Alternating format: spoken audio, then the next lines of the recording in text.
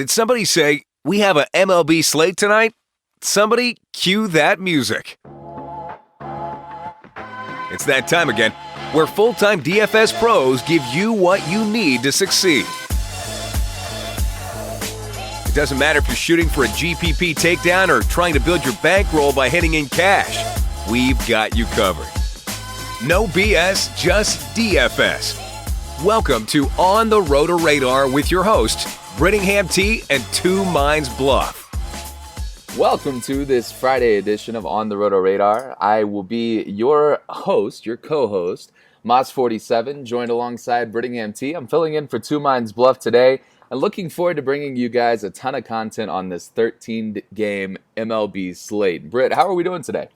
It's a good day. It's a 13-game slate, as you mentioned. A lot to talk about. There's some very interesting pitching spots that we're going to have to cover and a lot of traps that I'm seeing early. And, of course, hitting is plentiful on this massive slate. We even got a Coors game. So we'll have a lot to discuss here. Again, I will be covering the cash game aspect of things. And Mass47 is going to be filling in for Bluff, and he has your GPP aspects for today. Yeah, definitely. And before, I wanted to do something a little unique today on the show before we got started breaking down the slate itself. I wanted to mention, Britt, you had a huge win last night on both formats, DraftKings and FanDuel, and I wanted to give a couple of our members a shout-out here on the podcast today. I know that Tracy had a $3,000 win last night. I know that Hey Debit had a $2,000 win on DraftKings, and one of our most loyal members, Nathan Ricketts, had a $600 win on FanDuel. We had some big wins across the board for members last night. And again, guys, just please remember to post your results with the hashtag RotoRadarMLB on Twitter. And if you're posting on Facebook, you can post directly to our page. The same goes for Instagram as well. So just remember to post, promote, because frankly, and I know that we didn't want to have you patting yourself on the back, but I'll do the patting for you, Britt. You had an incredible night last night. Yeah, it's always nice when numbers and research actually plays out the way you anticipate it to. Baseball is such a high variance sport. Sometimes you'll get a Charlie Blackmon going 0 for 5, even though he rips the ball in 3 of his at-bats and has a 400-foot flyout. But last night was a good night where the research and numbers panned out. So we'll take it. As always, once it's over, enjoy it for a minute, and then it's on to the next one, which brings us to tonight. You ready to get this thing started? Yeah, let's do this thing. Let's jump right into it. Okay, our very first game, we have the Detroit Tigers and Justin Verlander in Baltimore to take on the Orioles and Kevin Gausman. The Orioles open up as minus 125 favorites. The run total is 9. A couple of interesting pitchers here, both very respectable in their own ways here. Verlander's a guy that pitches deep consistently in the contests, and he's been good. And then Kevin Gausman is the guy I'm most interested in. He is going to be very sneaky today because he started out the season very badly. He had just a brutal start to the 2017 season, but recently he mixed up his pitch mix and he's been good. In his last 7 starts, in 5 of them, he's gone 6+ innings and allowed 1 run or less. In addition to going deeper into contests, he's also striking out batters at an 11.7 per 9 rate. That is a phenomenal rate. That's up almost 3 strikeouts per what he was pitching earlier this year. Additionally, in his last 3 games, he has 8+ strikeouts and has registered a quality start in 3 of them, including his last outing in Texas.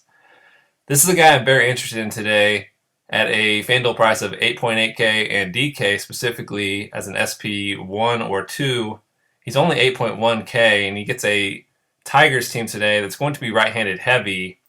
He is striking out 22.3% right-handed bats, and the Tigers themselves have the 9th lowest projected team total of 4.35 runs. You got to have some interest in Gausman. Are you seeing anything that's standing out specifically with Kevin Gausman against this Tigers offense? Yeah, no, the Tigers offense versus right-handed pitching all season's been something to target, and truthfully, they got a lot worse with the trade of J.D. Martinez. I'll say this, Gausman's looked really good for the last 3 starts. He looked horrible in that Chicago Cubs start that you're talking about where he gave up 8 runs.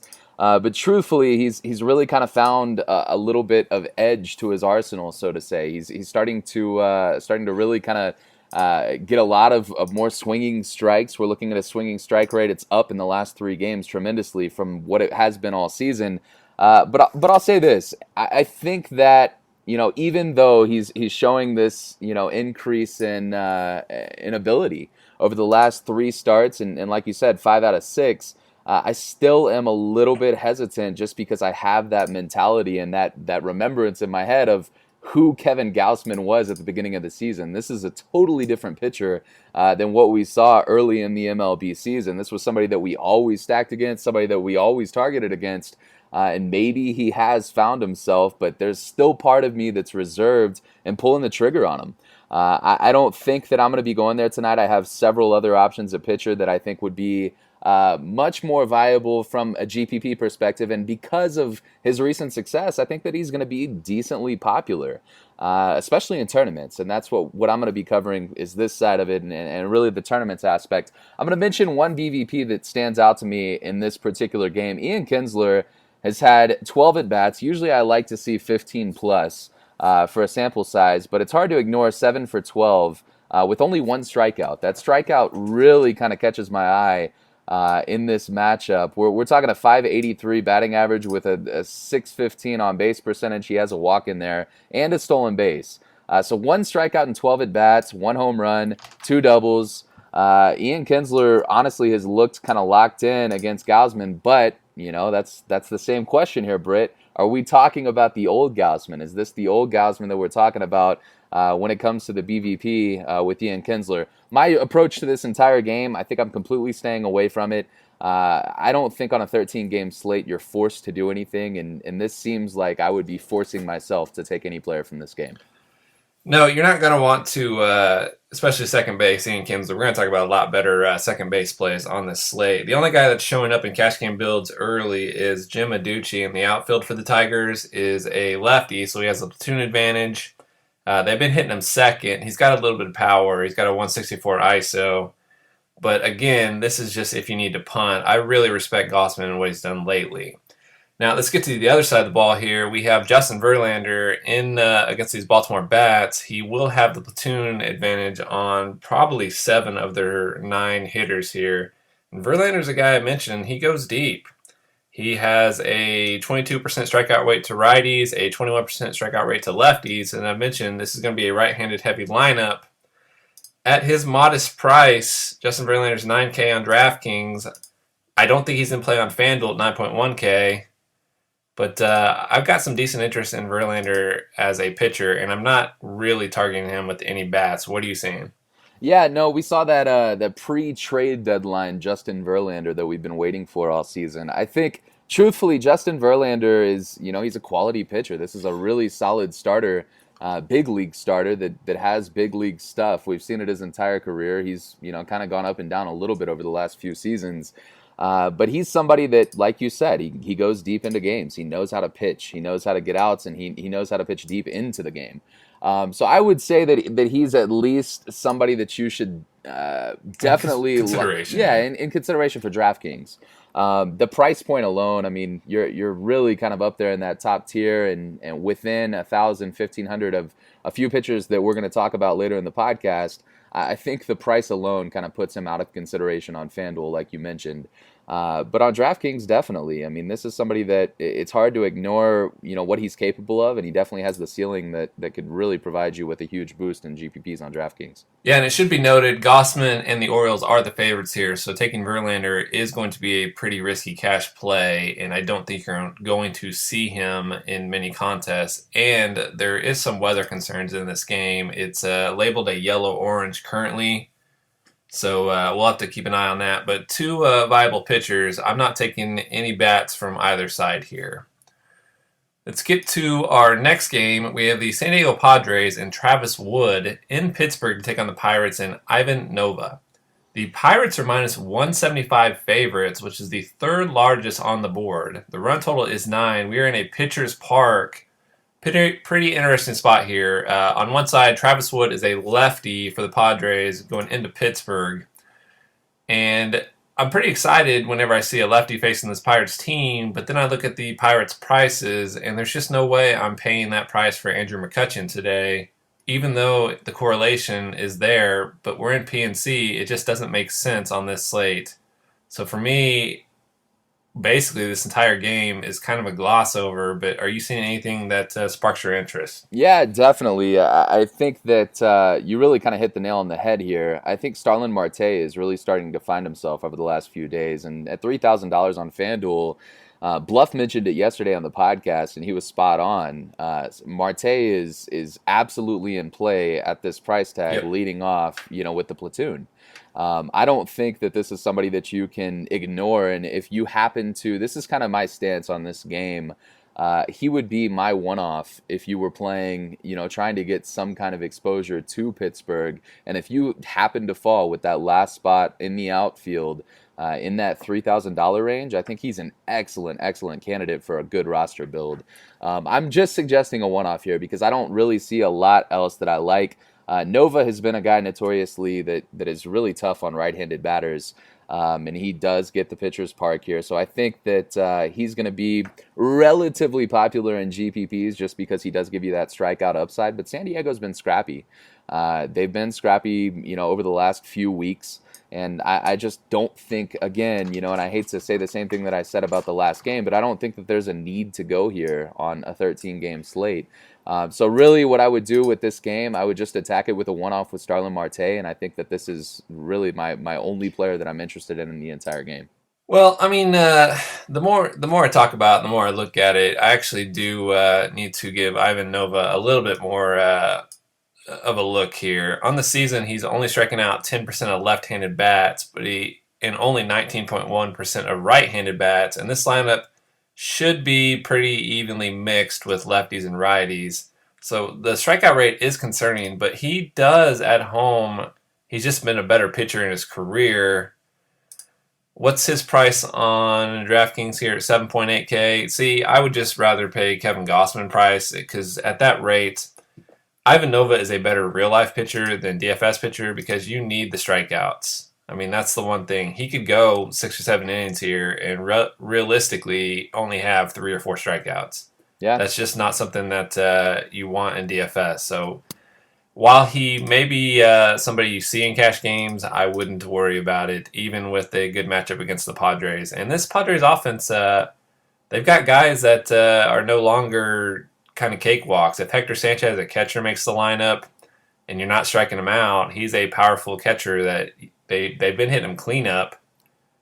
He might actually be in play, but overall, 13-game slate, we're in PNC, not a lot to love. Yeah, and I'll speak one more further to what you just said. I really do like this talent on this team, and I'm sure that you're in the same boat with me here.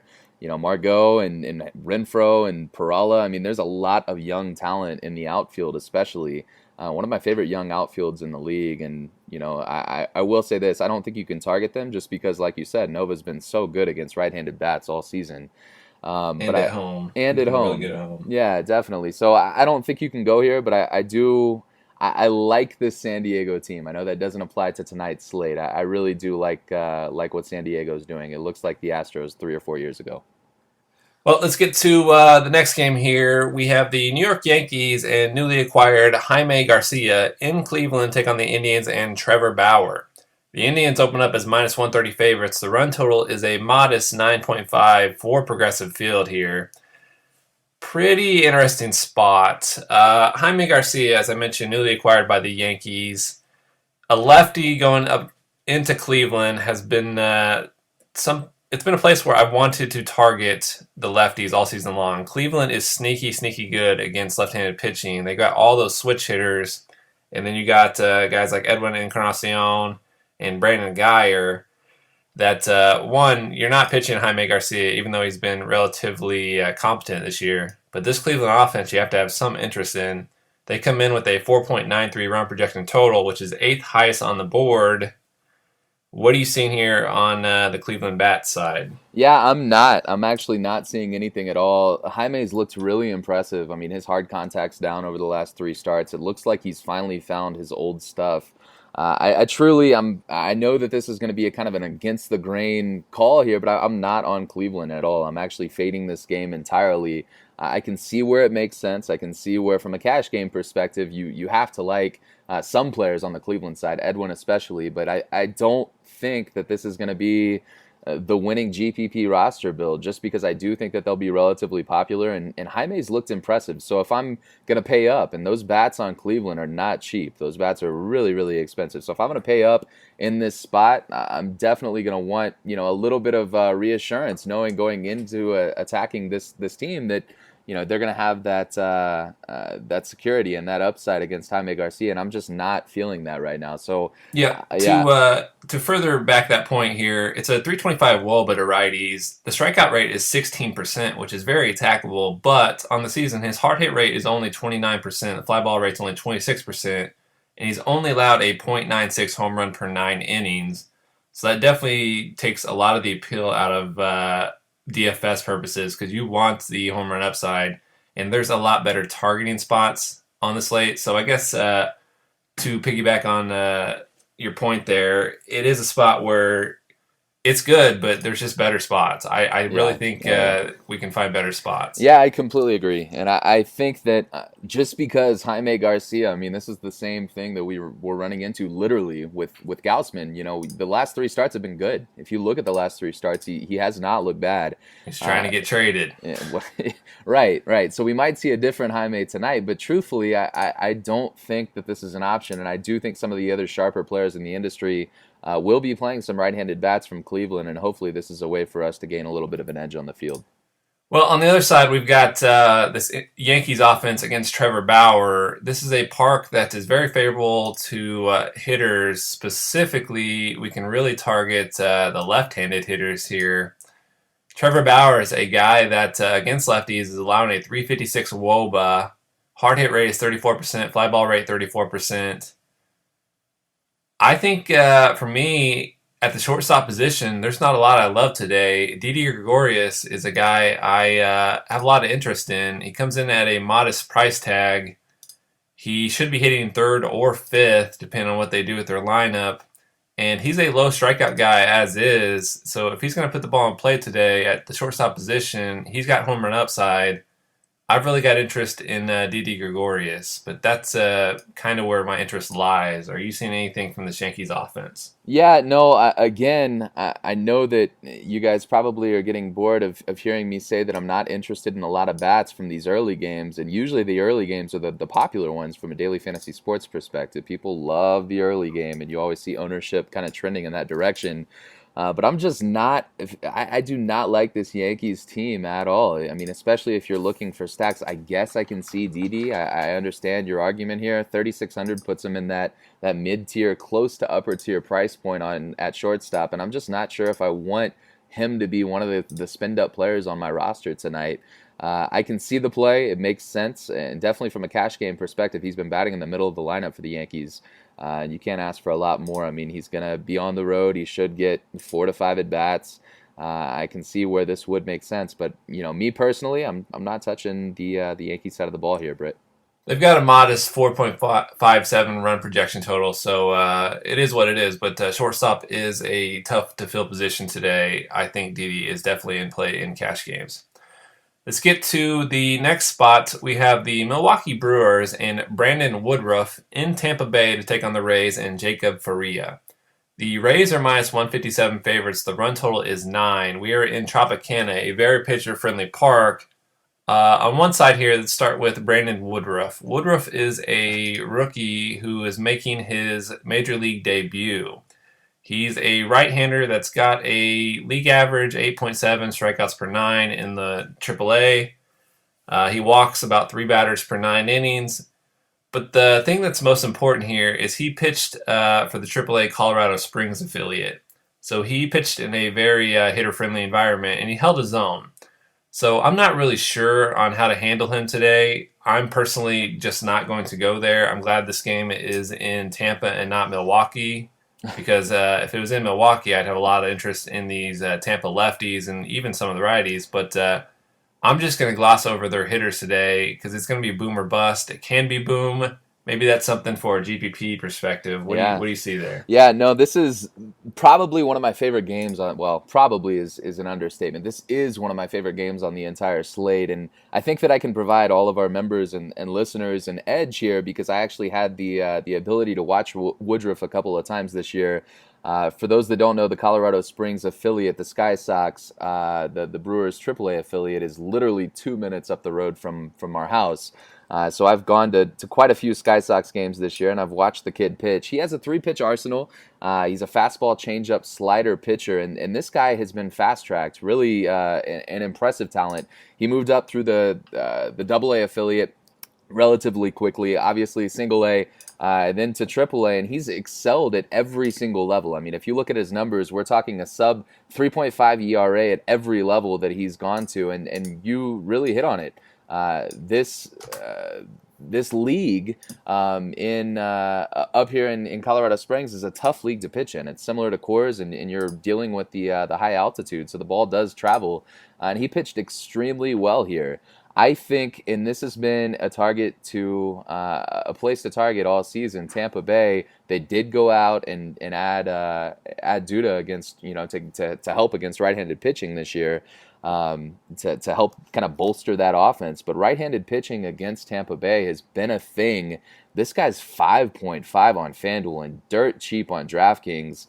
I personally think that he's a lock and load as an SP2 on DraftKings at that price. He basically allows you to do whatever you want to do.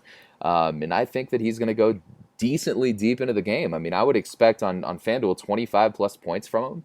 And I would expect on DraftKings 12 to 15. I really like Woodruff in all formats. And kind of on the flip side of the ball, I think Faria is a really impressive talent. He's been impressive all season, and Milwaukee has been one of those kind of boomer bust teams this year. So if you're looking for kind of a GPP upside starting pitcher, a one-off in that range of the Gaussman territory today on FanDuel, I think Faria could save you a little bit of salary, and he could give you and provide you that upside. So really, I guess, Britt, here, I really love both pitchers in this game. I know that will be more of a GPP roster build, and I'm totally okay with that. I think Woodruff is a clear advantage that I think we could have in our back pocket. Woodruff is definitely going to be GPP only today. It is a very boomer bust spot. The Rays have the highest strikeout rate in the league. Is he a lefty or a righty here?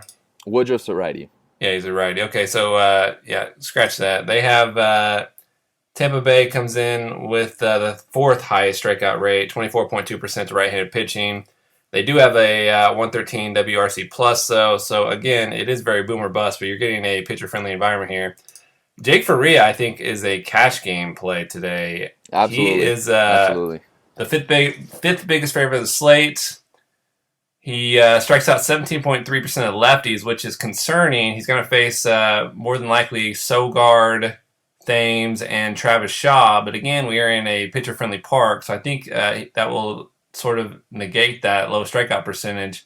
To righties, it's a 25.4% strikeout rate, which is going to be a majority of this Milwaukee lineup. The thing I most like about him, though, is he's been pretty consistent. In 10 games started, he's got 8 quality starts.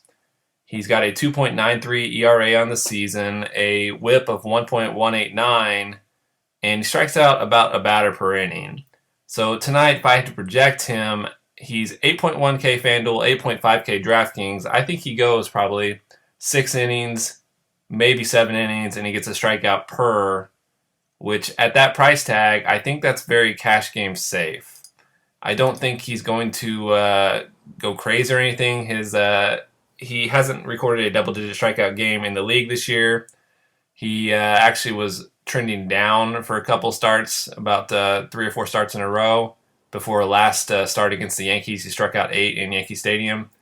But I have some interest in Jake Faria here, especially against this Brewers strikeout-prone team that strikes out the third highest rate to right-hand pitching. So. Yeah, absolutely. And let's just call a spade here, Britt. I mean, he's a good pitcher. He really is. And I don't think that at 8,100 he's overpriced. I think he's appropriately priced on FanDuel. And I'm surprised that you took that stance in saying that he's cash game playable, but I'm in 100% agreement with you. I think he's safe today. He's definitely a guy that I've got circled as I checked him off as a safe play if that's where he needs to go. Let's get to our next game. We have the Chicago White Sox and Carlos Rodon in Boston to take on the Red Sox and Eduardo Rodriguez. The Red Sox are the biggest favorites of the day at minus 210. The run total is 9.5. This is very interesting. Two lefties on the mound here. And again, I mentioned at the start of the show here, I think we're going to get some sneaky plays. Kevin Gossman was my first one that I don't think a lot of the new DFS players are going to be on because of his underlying numbers on the season. Eduardo Rodriguez against the White Sox, I think, is another play that's going to fit that mold. He's a lefty, and everyone knows you don't play lefties against the White Sox. But that was prior to all the moves they made. They don't have Todd Frazier anymore. They don't have Melky Cabrera anymore. Avisel Garcia is on the DL. The lefty pitcher against the White Sox is now a thing that I think you can attack. The only guy I'm worried about is Jose Abreu, and that is concerning, but Eduardo Rodriguez is a guy that's shown reverse splits in his career. So that brings us to the White Sox lefties. Who are we afraid of? Yeah, no, I wasn't sure if you tossed that over to me if you were going to keep going. I truly don't know who we're afraid of, but I do know how bad of a pitcher Eduardo Rodriguez is. This is an extreme fly ball pitcher. Wind's going to be blowing out at Fenway. Regardless of who we're worried about. And I had a feeling that you were going to take this stance. And truthfully, I really hope that the field goes this direction. He's going to be popular. He'll be really popular. I hope that they do. I mean, I don't know. DraftKings, he's only 6.9K. For SB2 against the White Sox, they have the sixth lowest projected team total, 4.12 runs. This is a guy, Rodriguez, striking out 23% of lefties, 27% of right-handed bats. And I don't think outside of Abreu, they've got any guys that scare me from the power department. Yeah, but I'm not afraid of Fenway here. I think this is a good spot to unleash Rodriguez as your SB2. You started seeing Chicago swing the bat well last night, and a little bit surprisingly, I don't think anyone was on the White Sox stack or anyone from the White Sox game. I believe that they scored 5 or 6 runs yesterday. And I just don't think, I mean, if they could do that against Porcello, who was the second, I guess, highest rated pitcher across the board. That was a bad Porcello outing, though. He had no control. He's a guy that doesn't walk anybody, and he was walking batters left and right. And I think that's fair, but uncharacteristic. I think that's fair, but my point here is if they can score 5 against Porcello, they could score 10 against this guy. No. Okay, all right. You don't have to agree with me. I've seen him pitch. I've really kind of studied his analytics, and I think that you mix in the fly ball rate, you mix in the hard hit rate. He's a reverse splits guy. They're batting .322, I believe, on the season against him from the left-hand side of the plate, and they don't have a lot of lefties, which naturally would make you more inclined to be interested in the White Sox. But I think this is less about who we're worried about on the White Sox side and more about us being worried about the player himself. Eduardo Rodriguez is not somebody that I'm on tonight. Personally, what's the difference between his price and Woodruff's price on DraftKings? As Woodruff 4.8, 4.8, and Rodriguez is 6.9. So I just think that it makes a lot more sense. You're saving $2,100 on DraftKings from GPP perspective. You are correct. Sure, yeah, absolutely. I'm talking 100% from a GPP perspective. I'm not arguing the cash game side. I think, and I'll speak to this point on DraftKings as an SP2 6,900. Sure. Throw him out there. The White Sox offense is the worst offense in baseball. He's a reverse splits guy. They're right-handed batter heavy. Sure, he makes sense. I mean, on paper, this is a good play, and I'll say that. I'm just not. I've watched this guy pitch. I'm not impressed. He's a fly ball guy. The wind's going to be blowing out 20-plus miles an hour in Fenway. I mean, these guys don't have to be good hitters to hit a fly ball. And that's really kind of where I stand on this. He does scare me, and that's, I guess, maybe my stance on this, and maybe it's a little bit contrarian. I think he gets the strikeouts enough. I think he'll give up a home run. I think he'll go probably 6 innings, and I think he'll be in a line for the win here. I think the Red Sox offense backs him up, and at that price tag, I've got a lot of interest for a guy that I think is going to get a strikeout or 1.5 strikeouts per inning against this White Sox team. Sure, now, Let me speak just one comment further, just to make it a little bit clear for our listeners and our members to understand kind of where we stand on this. Cash game build, if you're building cash game lineups and trying to do pivots on your own, I think that if he's not going to already be in Britt's lineup tonight, I think that he's definitely a viable option. For GPP builds, I would not go there. I think there's a ton of other upside on the slate that I don't think that you need to drop down to them, and that includes DraftKings and FanDuel. So yeah, just to make that clear for all the listeners, that's exactly where we stand. Well, on the other side here, we have Carlos Rodon, who is been impressive, very impressive his last couple of starts. In Cleveland, he went 6.2 innings, struck out 9, allowed 1 earned run. Prior to that, in Chicago against the Cubs, he went 4 innings, struck out 11, and allowed 4 runs on 7 hits.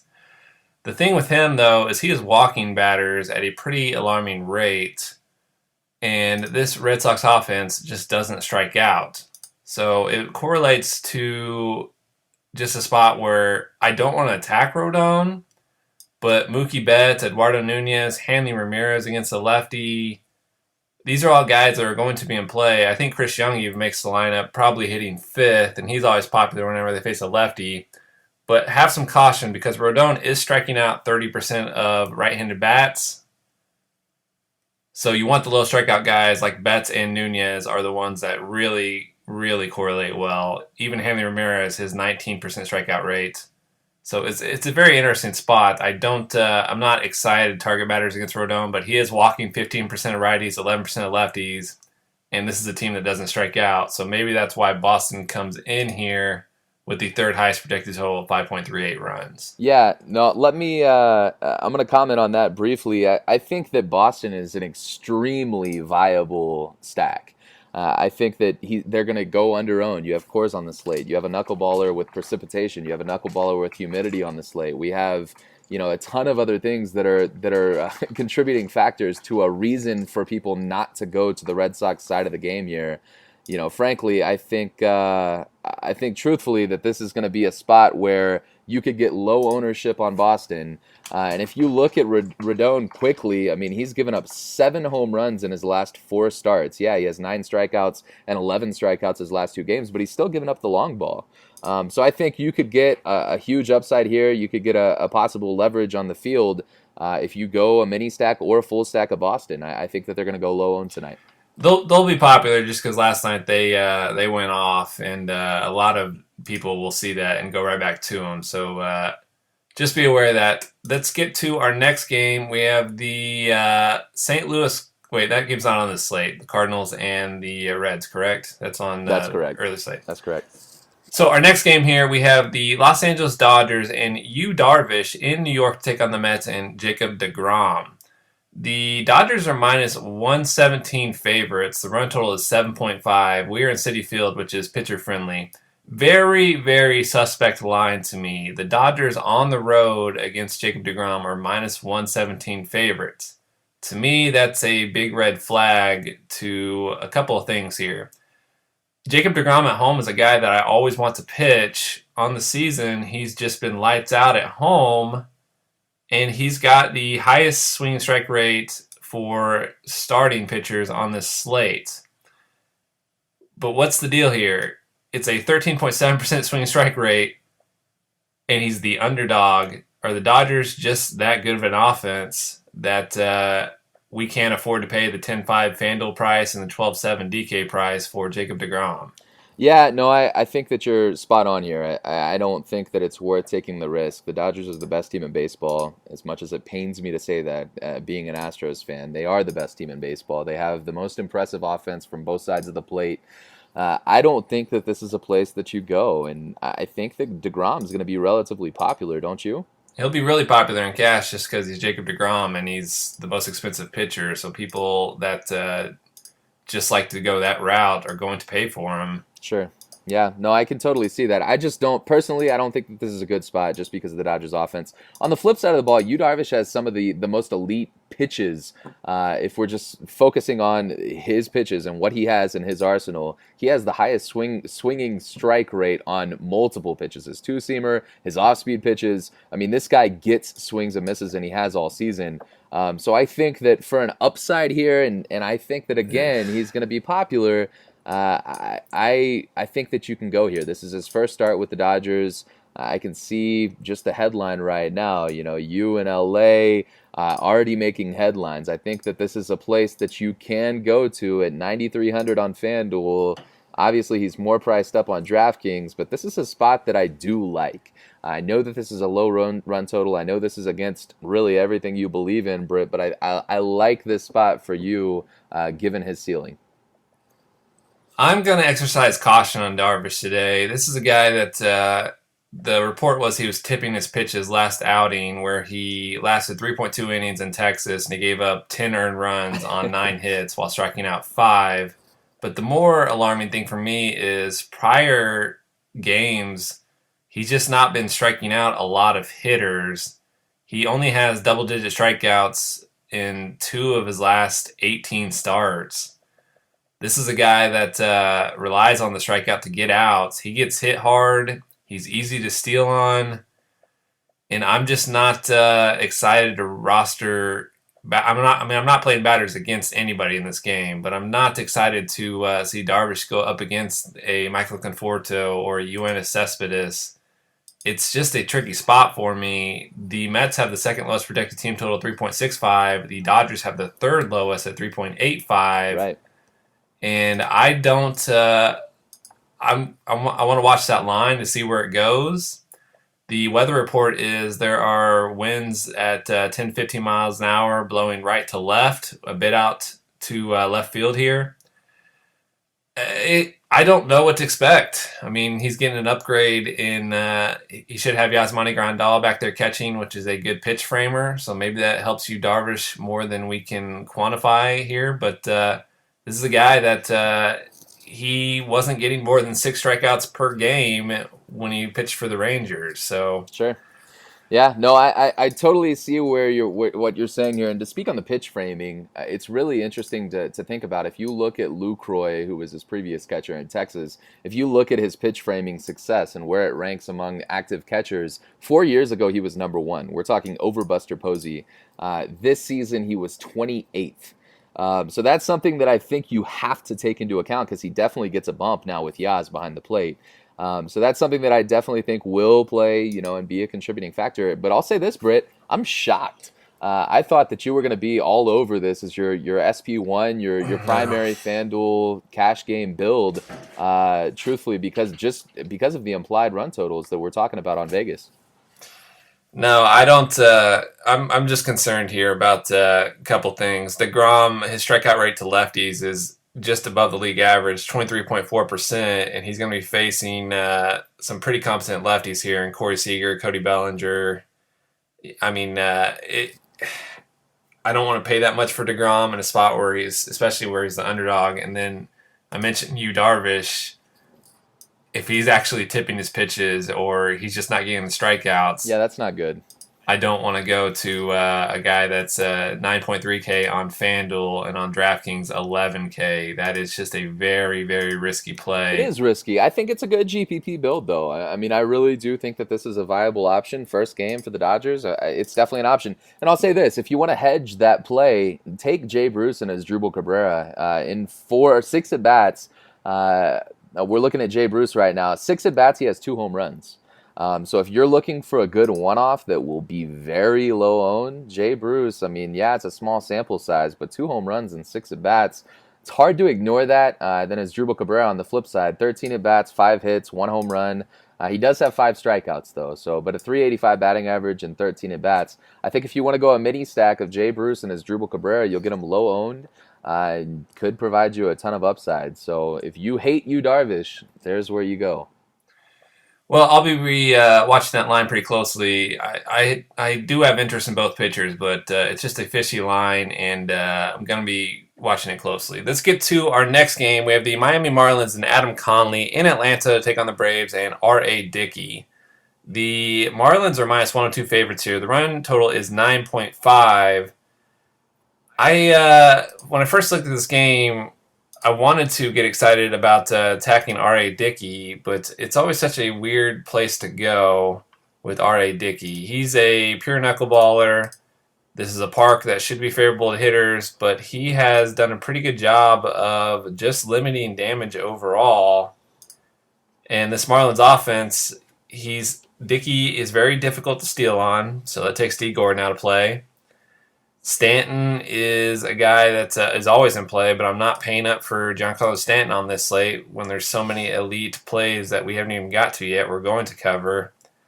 And outside of that, Christian Yelich is fine, but again, outfield, I've got my outfield spots pretty much laid out. Are you seeing any hitters, or are you interested in R.A. Dickey himself? Yeah, well, no, not R.A. Dickey in the slightest. I'll say this, and I'm sure that this is something that that you've done before in the past with Daily Fantasy Sports. When you have a knuckleballer on the slate, and we don't have too many of them in baseball anymore, but when you have a knuckleballer on the slate, the first thing that everyone should always look at is the precipitation, is the humidity, is the weather. Because when we're talking about a knuckleballer, the ball does not knuckle if it's rain, if there's any kind of humidity in the air.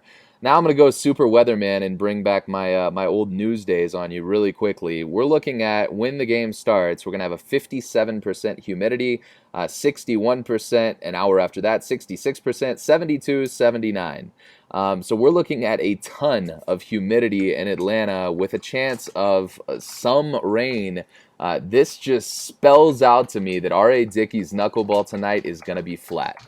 I think that this is an opportunity for, and I will absolutely have a ton of interest in this side of the ball. So I think that Miami you get the road, you get the extra at bats in the ninth inning. Regardless of whether Dickey's been good or not, I think that his entire arsenal changes with the weather in this game. So I'm very, very interested in the guys like Stanton. I think that he's one of the top upside home run guys on the entire slate. Ozuna, I know that he's a extreme left-handed hitter. He has extreme splits there, and he's been good all season. But I still think, with a flat knuckleball, if you're throwing, topping out at 85, 86, where his knuckleball is going 76, 77, this is going to be glorified batting practice for the Miami Marlins. I really like this spot for Miami tonight, Britt. Let me caution you a little bit here. Giancarlo Stanton against R.A. Dickey in 23 at-bats has 7 hits, 0 home runs, 9 strikeouts. So it's a spot where I'd be very careful there. Christian Yelich has faced him one time. He got a hit, but it's only 1 at-bat sample size. And Marcell Ozuna has only faced him 3 times when he had 2 hits. So sure. It's a very small sample size against the knuckleball. So just be careful there. It's a modest run total for the Marlins, 4.77. I can see the appeal, but for cash game purposes, we're just going to skip over that. Sure. On the other side, we've got these Atlanta Braves bats against Adam Conley. Conley is a lefty, and the issue is I don't really know who to attack him with. If Kurt Suzuki or Tyler Flowers, whichever of those catchers makes the lineup, they've been hitting them cleanup with Matt Kemp injured. And I think that gives a very significant boost to whoever gets that spot. I would be very interested in that catcher. On the season, it's a 331 WOBA to righties. Hard hit rate is 37%, and fly ball rate is 41%, while only striking out 17%. So I think this is a spot we can attack Adam Conley, but I'm just not finding a lot of guys I want to go there. Freddie Freeman's a lefty-lefty matchup, which is fine, but there's just no reason on a 13-game slate to pay lefty-lefty at Freeman's price. And I'm not playing Brandon Phillips at second base today. What do you got? Yeah, no, I think the reverse splits that you hit on with Freeman, they're at least appealing for a one-off, but I'm completely fading this side of the ball. I think that Adam Conley, he's really found himself his last 2 games. He's gone 7+ innings his last 2 games, 5 strikeouts, 7 strikeouts, both quality starts, 3 straight quality starts.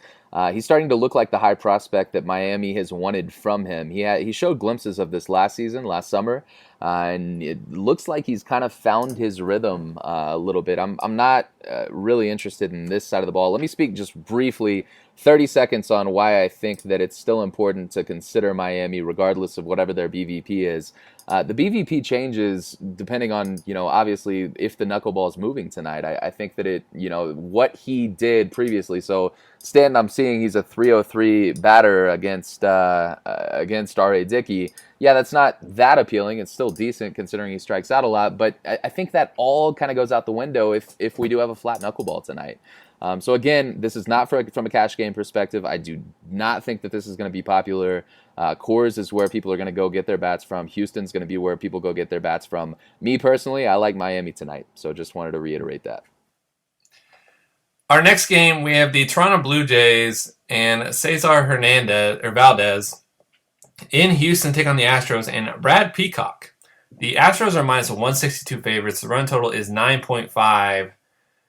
All right, let's start with the Brad Peacock side of things here against this Blue Jays offense. Peacock is getting the start, and he was recently moved to the bullpen, and they've had another injury in the Houston starting rotation, so he has been called back up to be the starter today. He opens up as the 10th biggest favorite of the slate, minus 162. He is a strikeout guy. He strikes out 30% of lefties, 33% of righties. And the most important stat that I like about Brad Peacock is he has allowed only 2 home runs in about 76 innings here. That is very important in today's matchup because this Blue Jays offense is a team that relies on power hitting. They're not a very active hit for BABIP or on the base steals team. They are a power team, and this correlates beautifully. The issue today is the pitch count potentially on Brad Peacock. We are going to be searching for news regarding whether or not they are going to limit him. He is a guy that didn't pitch deep anyway when he was a starter because he racks up a lot of strikeouts and a lot of high pitch counts. So if he's on any sort of limit, the worry here is 8.4K on FanDuel. He's definitely in play. But 10.3K on DraftKings is a very risky price for a guy that you may only get possibly 5 innings out of. It's just a spot that we're going to have to monitor news and just be aware of because he gets in a lot of trouble with walks and just high pitch counts. And final note before I pass it over is he faced this Blue Jays team on July 9th.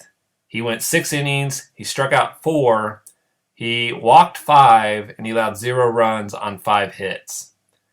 So for 10.3K today on DraftKings, I'm not sure I would take that stat line. But 8.4K on FanDuel, that's something you got to look into. So just be aware of that. What are you seeing in Brad Peacock? Yeah, let me just preface this entire topic because this is my favorite game on the entire night, and not just because I'm from Houston, but I wanted to at least mention the fact that I am. And this is a team that I follow closer than any other team in baseball. And I would say this, and I know that this is probably a hot take. If the playoffs started today, Brad Peacock would be my number 1 starter in the Astros rotation. It sounds absurd.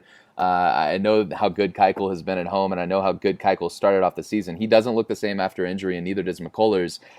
Peacock has been the best starting pitcher for Houston this season when he started.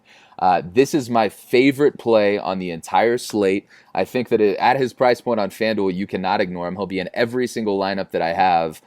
Peacock, and this is my argument behind the entire side of Peacock here. The Blue Jays are the second worst team in baseball against right-handed pitching with a slider. So second worst team in baseball against the slider. Peacock's number 1 pitch and what he throws 47% of the time is the slider. This is an elite spot for Peacock. I think that he's going to go relatively low owned because of that pitch count. This is a guy that can provide you that strikeout upside. He already did well against Toronto once this year. I think we're going to have, upwards of 8, 9, 10 strikeouts tonight if we can get him through 7 innings, 6 innings. And I think that he does go deep in the game. Houston's bullpen has been used, and that's been kind of something that hasn't been talked about a lot over the last few weeks. Because McCullers hasn't been able to go deep into games, because McHugh is still kind of working himself back into the rotation, and Keuchel has just been getting rocked. So the bullpen hasn't gotten a chance to rest. I think it gets some rest tonight. I think Peacock goes 6, 7 innings, picks up 8 to 10 strikeouts. And for that price point on FanDuel, you can't ignore it. On DraftKings, I'm not ignoring it either. I mean, I don't care how much he's priced at. I think in GPPs on DraftKings, he becomes that much more in play as your SP1.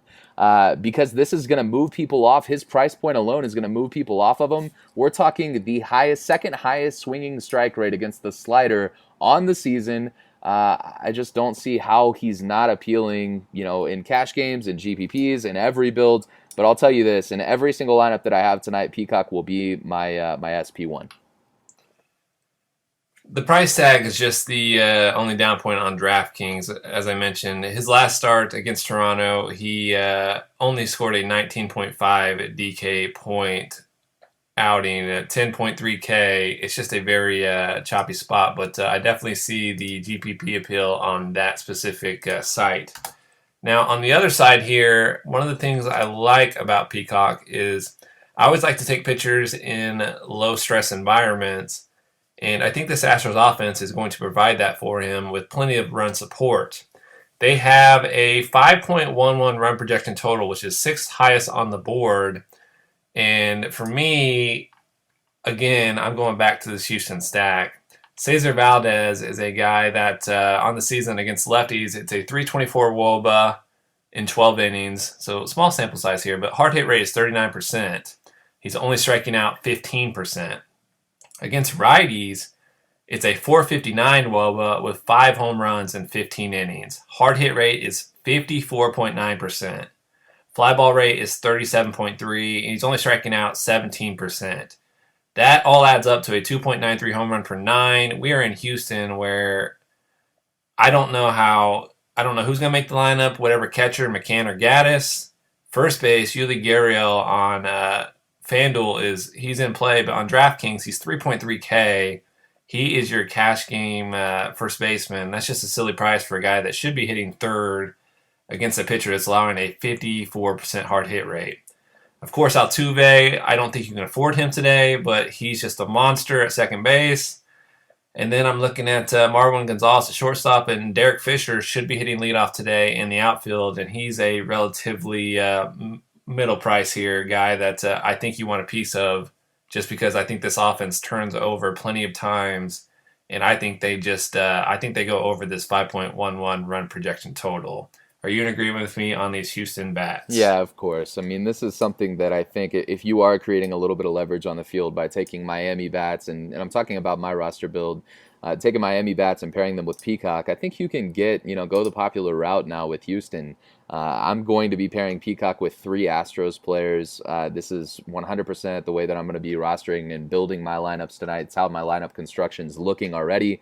I think that this is a spot that you just can't pass up. And needless to mention, we might have buried the lead. Cesar Valdez is a former Houston Astro. So they have kind of an understanding of who he is. Yeah, he has a kind of an understanding of who he is as a pitcher. They let him go. They didn't want him to be a part of the organization because he was pitching to contact and he didn't have stuff that could blow past the batters. This guy is not walking players, and that's something that I think is important to understand.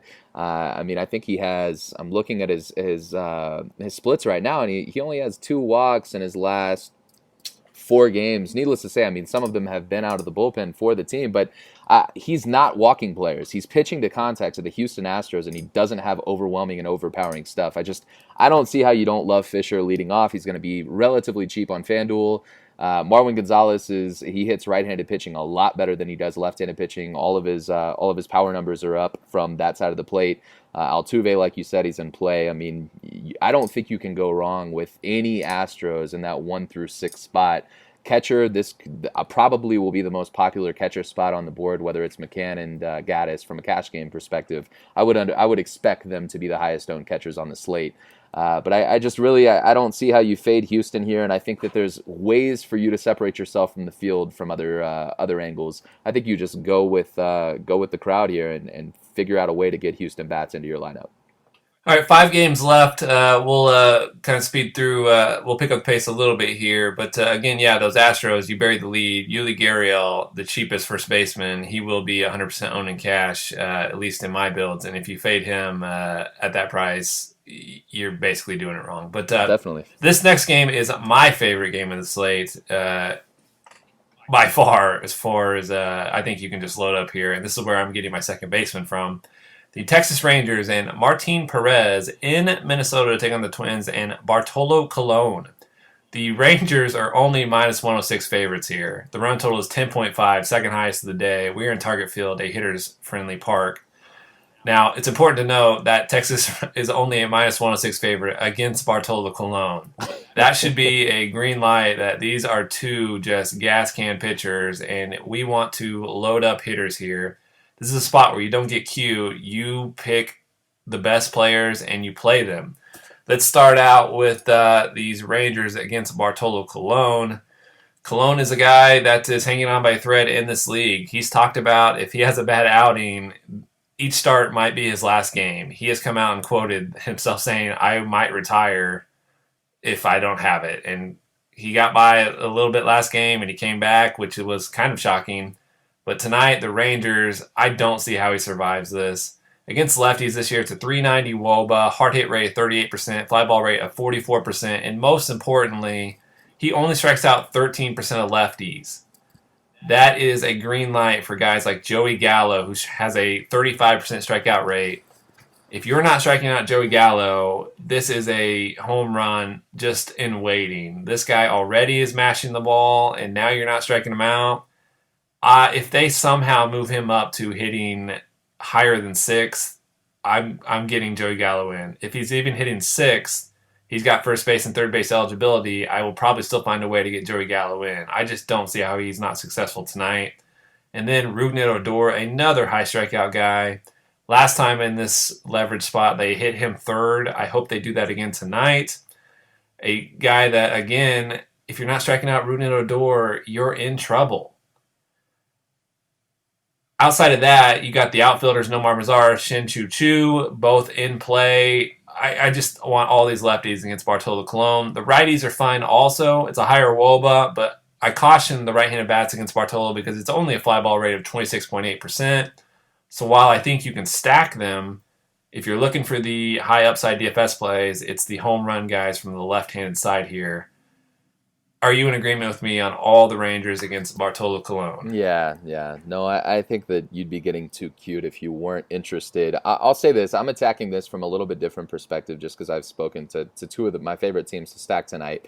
I'm looking at this game from a one-off perspective, and I'm going to be attacking it, on both sides of the ball. Adrian Beltre is somebody that has 74 career at-bats against Bartolo Colon. 74. I mean, that's big enough. Yeah, that's a big enough sample size, and he has 6 home runs in those 74 at bats. He's only batting .270, has 10 strikeouts, but I think Adrian Beltre is going to be where I go. And that was against good Colon back in the day too. That's not the current version of Bartolo Colon. Definitely, he's my favorite Ranger tonight, and I think that he'll be in all of my roster builds. But I'm looking at it as a one-off perspective. I love your call on Gallo. I mean, this is a guy that is extremely strikeout prone, and Colon isn't striking. You're not striking him out, you're in trouble. Yeah. This is the best matchup he'll have in his entire career. And you should get him pretty low owned. I mean, this is a relatively contrarian take just because we're talking a 13-game slate here. So I don't think Gallo is going to be popular. He should be low in the lineup, and I mean, I'd be pretty surprised if he doesn't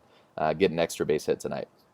Well, and they're the away team, so he's guaranteed at bats. The Rangers have the 4th highest projected total here, 5.29 runs. But then the Twins on the other side have the 5th highest projected total, 5.21 runs.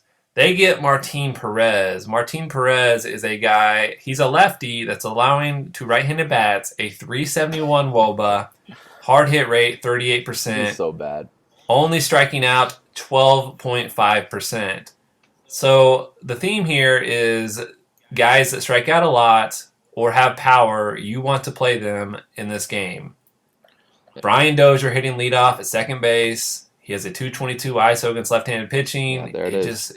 Lock and load. Yep. Miguel Sano, third base, hitting third today. He's got a 276 ISO. He struggles with the strikeout.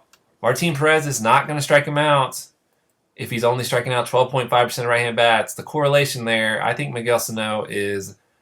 See, that's why I have no interest in Adrian Beltre. Miguel Sano is, I don't see how I don't play him. Yeah. It just correlates so well to a home run spot. Yeah, no, Trust me, I see your side.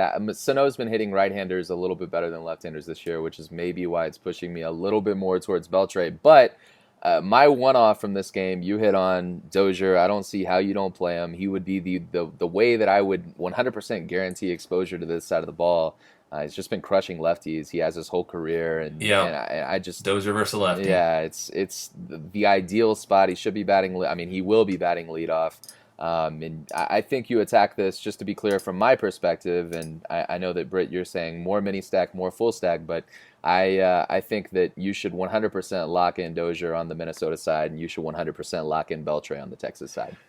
See, and that's where I mentioned my second baseman will be Dozier or Odor from this game, and if Odor gets the lineup bump, I think it's Odor for me, even though you're saving money with Dozier. It's just you're picking a second baseman from this game for cash game purposes. Yeah. And one final player I want to mention, you can play all the Twins. I don't want to get that wrong. Any right-handed bat Twin you can play. Sure. But Eduardo Escobar at shortstop is a guy that is relatively cheap, and they've been hitting him fifth. And if he gets that spot, it's a good shortstop play, specifically for cash, because shortstop is the one position that's sort of tough to fill out today, and he fits nicely for a team that has a 5.21 run projection total. Yeah, it's a great point. I think that's a viable place to go for shortstop. I just don't understand how this guy is still pitching in the big leagues. I mean, literally every fifth day. Bartolo or Perez? I mean, can we say either? Frankly, Bartolo's at least shown, I mean, he can throw strikes. He's a strike thrower. He's not somebody that's walking people. So I guess I get the fact with his pedigree and everything, I understand why he's in the big leagues. Martin, it's a 400 WOBA average to both sides of the plate. I mean, he's awful. He's awful. Yeah. But Martin Perez, I mean, the same boat. This guy's giving up over 300 batting average to both sides of the plate, lefties and righties on the season. I mean, every fifth day we're locking and loading against this guy. So, yeah, I don't get it, but I'm with you. I think that this is. I mean, it's hard to say that this isn't an appealing game for DFS purposes. Well, our next spot, we have the Seattle Mariners and James Paxton in Kansas City to take on the Royals and Jason Hamill. The Mariners are minus 139 favorites. The run total is 8.5. We are in pitcher-friendly Kaufman. There is a couple of takes here. You can either buy into James Paxton as being a certified ace now, and unfortunately his price tag is that of a certified ace. He's 10.1 on FanDuel and 12.2 on DraftKings. I think he's going to be pretty underowned, if not owned at all here in cash games because of that price tag. But the narrative is you can buy into Paxton being matchup proof, or you can buy into this Royals offense just being pesky and the Royals devil magic. They're a team that is a low strikeout team again. In Kaufman, they've always been an issue. For me, I'm just avoiding everything in this game. I don't see a reason to want to risk it with Paxton, even though he's been good, and I don't see a reason I want to attack James Paxton. What's your viewpoint on Mr. Paxton? Yeah, it's really simple. My take is this. I mean, I feel like I'm living in a nightmare right now because when the Astros were making the run that we did a few years back, Kansas City was the team that we kind of ran into, and they're back to their old selves. They're not striking out. They're getting contact on the ball every single time they swing the bat. And James Paxton comes into the slate, and why he's kind of moved himself into that elite ace category is he's getting the highest swinging strike rate outside of the zone, meaning people are swinging at balls. Kansas City doesn't swing at balls. So this sounds like, feels like, looks like the literally worst case scenario for James Paxton. I hate the spot. I think it's worth just passing up the game entirely. Yeah, and here's my thing, though. It's confusing, though. Paxton has 7 straight quality starts. He has 7 or more strikeouts in 5 straight games. And the confusing thing here is he faced Boston in Seattle, and he struck out 10 Red Sox in 7 innings. Which is a similar situation. I remember I purposely avoided Paxton in that game because a lot of people wanted to play him, and I was like, you can't play pitchers against Boston. They have such a low strikeout rate, right. 15% against lefties, and he struck out 10. So I do see the merit, and he's going to be highly rated, and a lot of people I think will go there in cash games. Yeah. It's a very tricky spot. That's why I mentioned I prefer to just avoid it, and if Paxton beats me, he's going to beat me, but this Royals team, they have a the projected starting lineup is only a 16.7% strikeout rate to left-handed bats. Kauffman is a place that suppresses strikeouts. I don't. It's very tricky. Yeah, it is tricky, but I think the right approach is, I don't think you need to get cute here. I mean, even on a SP1 on FanDuel, you're locked and loaded at that top tier option, like you said, and DeGrom can provide you that 55, 65 point outing. I just don't see that in the relatively similar price point for Paxton tonight. I don't think that this is a great spot. It's not ideal. Yeah, if he were cheaper, he'd be a lot more tricky today, but I think his price point takes him out of cash game. Definitely. What about Mariners bats against Jason Hamill? Jason Hamill is a guy that he just has been getting it done somehow. He's not a good pitcher as far as the metrics go. There's nothing that stands out. He gives up about 3 runs a game. He pitches about 6 innings a game. He strikes out about 4 or 5 a game. Yeah, no, it's an interesting concept here because Seattle became the chalk this week. Jared Dyson, Cano, a lot of the different batters, Gamble even. I mean, a lot of these players became popular this week just because of some of the matchups that they've run into. And they've done well. And they were in Texas. Right? So this is Kauffman. This is a little bit different scenario, and he has looked good this year. So he has looked like, for some reason, whatever the case may be. He's showing reverse splits this year, which hasn't been his career case. But against righties this year is how you attack him. It's a 342 WOBA. He's only striking out 16%. But again, you've got Salvador Perez behind the plate, which will slow down the running game. Gene Segura was able to steal second and third yesterday, which was very intriguing. And I have a lot of interest in him at shortstop again today because he correlates right-handed bat, hitting second. Sure. And if he's going to steal, that ups his value significantly. Yeah, no, I think that you hit the nail on the head there. The only 2 people that you can attack here, because you have so many lefties in the Seattle lineup, the only 2 people that you can attack is Segura and Cruz. Outside of that, I don't think you dive I'm not burning a spot on my outfield for Cruz today. No. There's no reason to, and I don't think you need to in GPPs either. I mean, I spoke on a few spots where you can create a little leverage for yourself on the field. I don't think you need to go Cruz. I can see Segura, I guess. I mean, he had 2 stolen bases yesterday. It makes sense.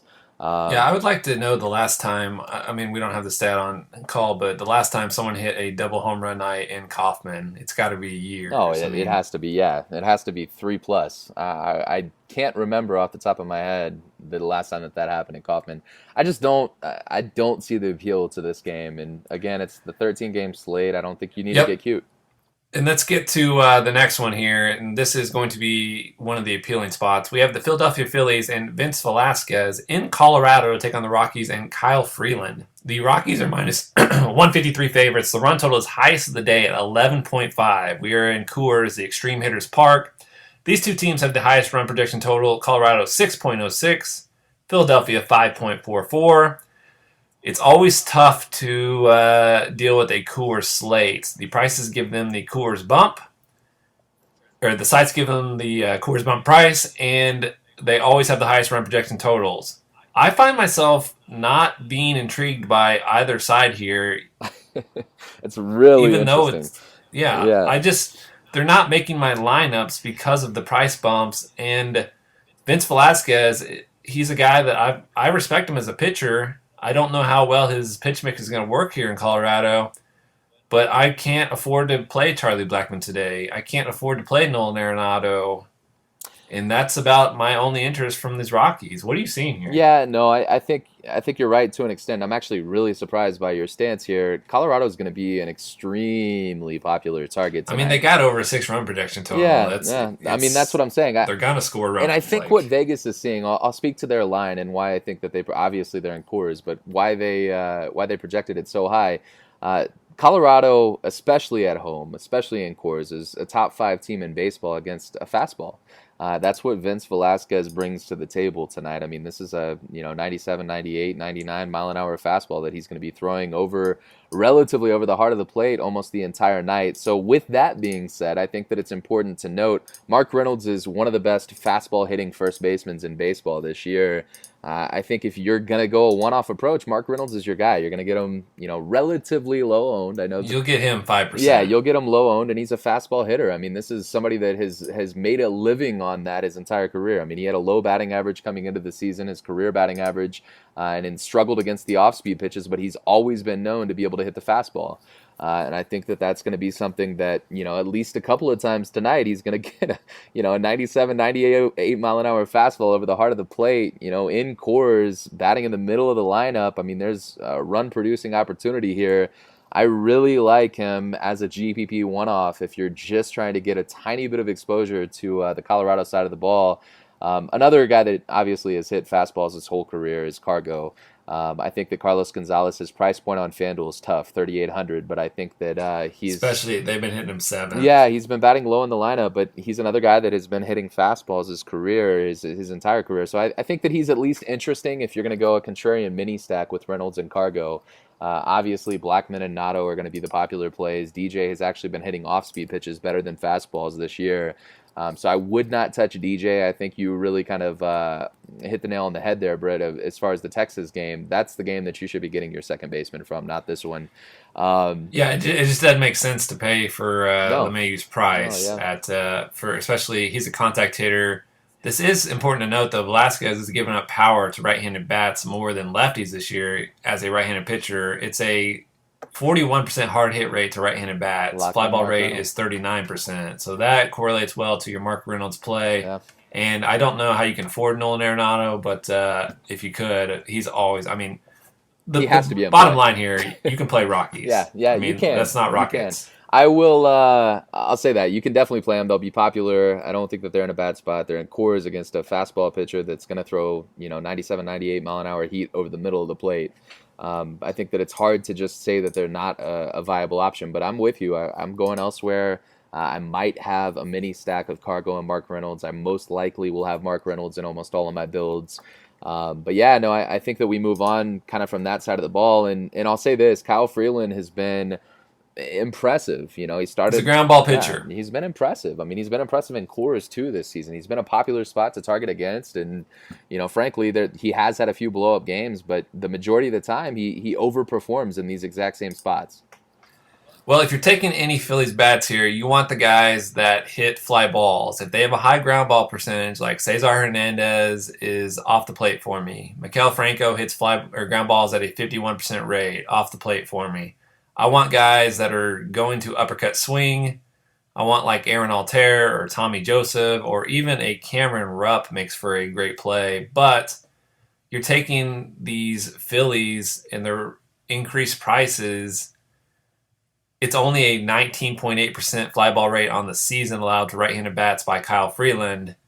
I'm just not finding myself wanting to pay that price, even though I think they're going to score runs. Yeah. They're in Coors, but it's just I'm finding better options for my personal builds. Yeah, no, I'm with you here. I think that we can pass up on the Philly side of the ball. I really don't. I don't like anyone there. I think that we should look over it. And frankly, I mean, he's going to be in the game 5-6 innings, I think, tonight, and should get a ton of ground balls. I don't see any home runs hit off of him. I mean, maybe the Rockies' pen will give up some runs, but I mean, even their pen with the trade deadline, it got better. So I am on a complete Philly fade tonight, and maybe that'll be a little bit against the grain. I think that Colorado will be a little bit more popular, but I'm fading Philly. I think in GPP, I think you'll see a lot of these guys in cash games. I think you're gonna be okay fading both sides of the ball here. Let's get to Oakland Athletics and Jarrell Cotton in Los Angeles to take on the Angels of Anaheim and Troy Scribner. The Angels are minus 130 favorites. The run total is 9. A couple of pitchers here who don't have a lot of track record this season. Jarrell Cotton is coming back from a long stint on the DL, and he hasn't been good since he's been back. He in his last start on July 30th, he gave up 5 earned runs in 3.2 innings. He walked 5 batters against the Twins. Prior to that, on July 3rd, so that was the big layoff. He's just been a guy that hasn't been getting it done this year. He showed a lot of promise his rookie year, but it's a 352 WOBA to lefties, 350 WOBA to righties. This Angels team, even in Angel Stadium, has been hot lately. I have some interest in these bats. A guy that I've been playing all week long that no one has been on, and I don't get it. Ben Revere hitting leadoff in front of Mike Trout. I love playing Ben Revere. He is super cheap. He's 3.1K on FanDuel. On DraftKings, he's been super cheap all week long. They finally bumped him up, but he's still only 3.4K. And this is a guy that has a stolen base in, I believe it's 4 straight games. Let me confirm that. He has a stolen base in 4 straight games. He has a hit in 8 straight games. He has a run scored in 4 of his last 5 games. I just love his prospects of getting on base today against a pitcher that is walking 14% of left-handed bats, only striking out 17%. And you tell me Mike Trout is batting behind me. I love his prospect for on base, stolen base, run scored. Are you in agreement with me on my love for Ben Revere? Yeah, more than just Ben Revere. I think that this is an excellent take, and I've noticed you've been on him all week, and I think that was really sharp of you. But 1%. He's been 1% owned all week. Yeah, he has. But it's because it's a West Coast game. Well, it's a late game. Yeah, it's the late night hammer. I think truthfully here, this is how I would approach it. I wouldn't just approach it with just taking a one-off. Maybe that's a decent build, and I think that's a good build in cash, but. Yeah, attacking the Angels has been a thing all week. I mean, they've been hot. They've been scoring runs. They've looked really good at the plate. Pujols apparently is found the fountain of youth. Well, it's Mike Trout being back in the lineup. It helps a lot. Sort of changes the dynamics of this team. They're already a team that they didn't strike out a lot. They put ball in play. Sure. But now you got a guy that's they have to pitch around or get hammered. I mean, if you pitch to him, Mike Trout has been hot. I mean, he's the best player in baseball, obviously. But yeah, no, I'll say this. I know you were on Caleb Cowart yesterday. This kid's impressive. I mean, 438 batting average to this point in the season. I know he hasn't had too many at-bats, but he's played in a ton of games. He's gotten on base almost every single night. His price point is coming up, so his price is coming up. He got a price bump. He's coming up to $2,900. But I'll say this: I mean, if you're on DraftKings, he's $2K. Well, there you go. DraftKings, I think he's a lock and load. I mean, third base though, it's a tough spot. Okay, fair enough. But I'll say this on FanDuel for GPP builds: if you're going to go the Trout, Angels, Revere, Cowart, mini stack, or even full stack, I think this is really, really viable. You're going to get low ownership because it's a late night game. And you could just do that pivot from second base, save yourself a little bit of money. I know that he's priced up a tiny bit, $2,900 now. I think he was $2,400 last night. It's too much on FanDuel. Yeah, but I think it's viable in GPPs. I mean, this he's performing. He's getting hits. He's getting on base. I mean, there's not really a lot else that you can ask for. Don't fade Odor or Dozier for Cowart. Not in cash. Even in GPPs. Okay. Do you understand? All right. 2.9K. Brian Dozier is 3.3K. No. I mean, I told you, Dozier is my lock and load. He's going to be my one-off from that game, and I'm probably only going to have one Minnesota Twin in my lineup tonight. But I think that just to give people choices, give people options. If you want to go contrarian, I don't think this is a bad spot. And I would say, I mean, for correlation, I would absolutely pair him with a Trout, a Ben Revere, and play him and roll him out there with some other Angels. But I don't hate the play. I really actually like and respect this player, and I know you've been on him all week. He's an impressive talent. Well, just final note on Cotton. It's a 49.5% fly ball rate to lefties, 45% fly ball rate to righties. While Angel Stadium is a pitcher's park, they've been hitting home runs in this park all week long. You can definitely play any Angel comfortably in this spot. On the other side, we have Troy Scribner, who is making his debut as a starting pitcher. He had appeared out of the bullpen. He had a 4.39 ERA and 96 strikeouts in 17 starts in AAA. So he is sort of on the lines of boom or bust against this Oakland offense. I really don't know how to handle him today. He's another guy I'm going to take the wait-and-see approach. He should be on a probably very tight leash. If he runs into any trouble, they'll probably yank him just to protect him. But do you have any interest in Troy Scribner or bats against him? Yeah, no, he's been a pitch-to-contact guy throughout his tenure in the minors. I'm not extremely attracted to him. I don't think that this is a place that you need to go. Again, I hate to keep sounding like a broken record here, but it's a 13-game slate. If you're not in love with the play, there's no need to go there. I get just pass it on. Exactly. So I'm not I'm not going there. I think that, like you said, I think this guy's going to last 3 innings. He'll probably be a long reliever out of the pen that's going to come in early, and it's going to be a bullpen game. I don't see him going long, and I think this is more just kind of a fill-in spot start, as opposed to seeing what this kid's truly capable of. All right, final game of the night, and it is intriguing. We have a Arizona Diamondbacks and Anthony Banda in San Francisco taking on the Giants and Madison Bumgarner.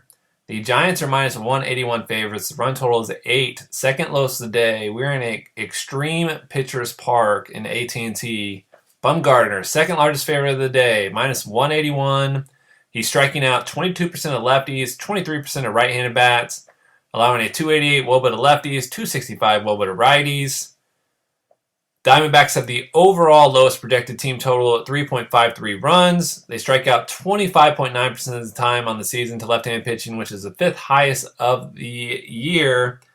When I see all that, I get really excited, and then I actually look at, and I've watched Madison Bumgarner since he's been back from the DL, and I am frankly nervous. I don't know what's going on. He just doesn't look the same. He's had a dip in velocity since he's come back from the DL, a couple miles an hour.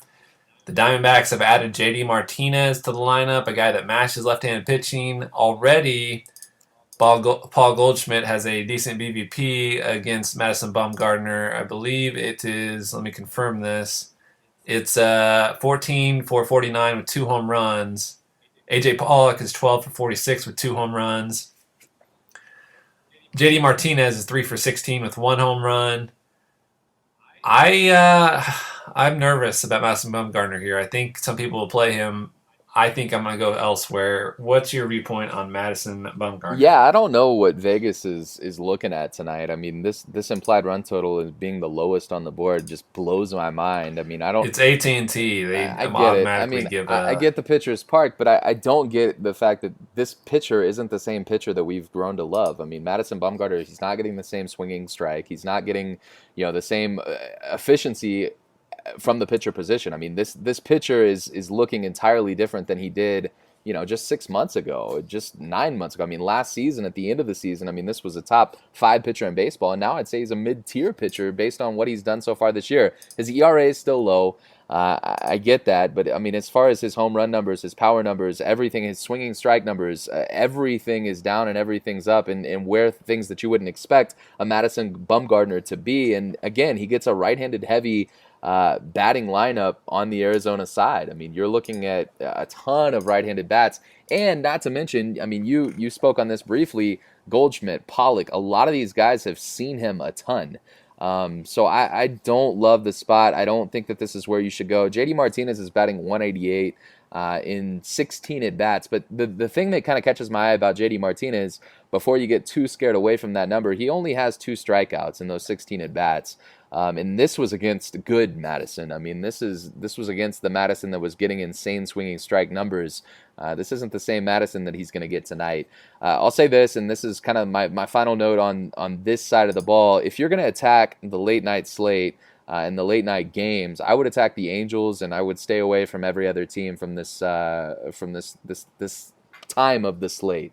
I would not attack anybody else, any other team that's going to be kind of bringing you that late night hammer. I think the Angels are the route to go, and I think all these other teams are not in play at all. And I'm just not impressed with Madison, Brett. Well, it's going to be a tough call. I'm going to monitor the line and the lineup that the Diamondbacks put out here. It is a extreme pitcher's park.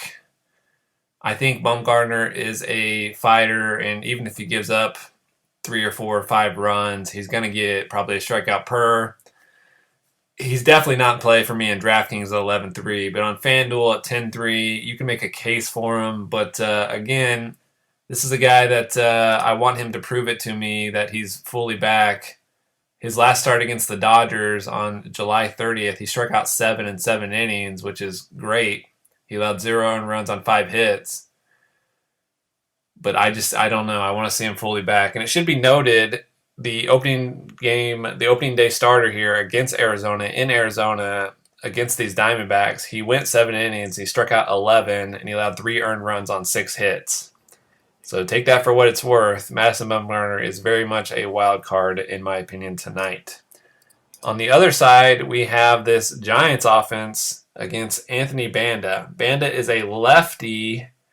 Again, this is another guy that's getting a shot in the major leagues as a starter.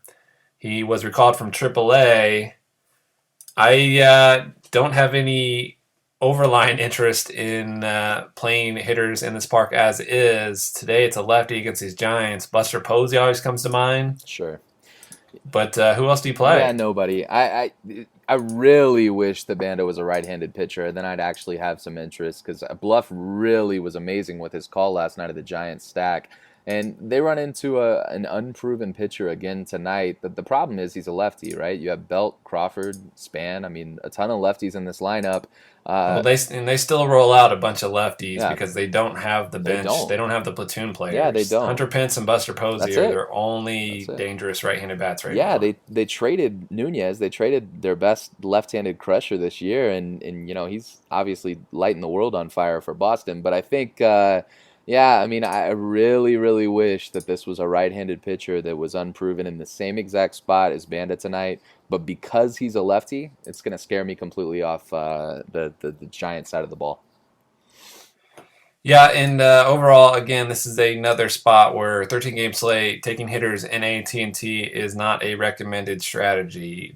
We've talked about all the better spots. So that is your 13 games locked and loaded. I mean, a lot to love here, a lot to be wary of, and a lot of sneaky spots. For your cash game breakdown, I'm looking at pitching-wise, it's pretty wide open currently. I'm looking at, honestly, a lot of the mid-tier guys, a lot of the Jacob Farias, the Kevin Gossmans, the Brad Peacocks, the Eduardo Rodriguez. I am monitoring that Yu Darvish and Jacob deGrom line.